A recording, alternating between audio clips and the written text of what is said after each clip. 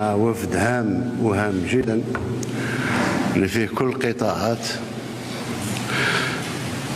المفاوضات أو المحادثات الأولية جعلتنا الدولتين تقريبا متفقين على كل ما طرح من طرف الإخوان تاع النيجر.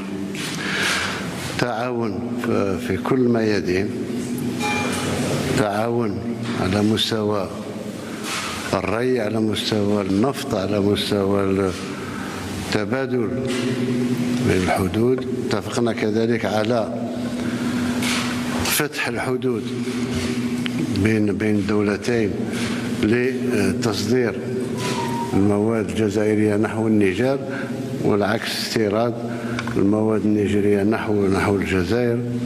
اتفقنا كذلك على أن تكون هناك سياسة واضحة بالنسبة للإخوان العمال تاع النيجر اللي يجوا يشتغلوا في الجزائر في مختلف القطاعات.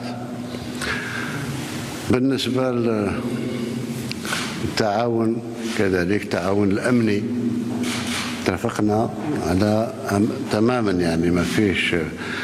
بصفة عامة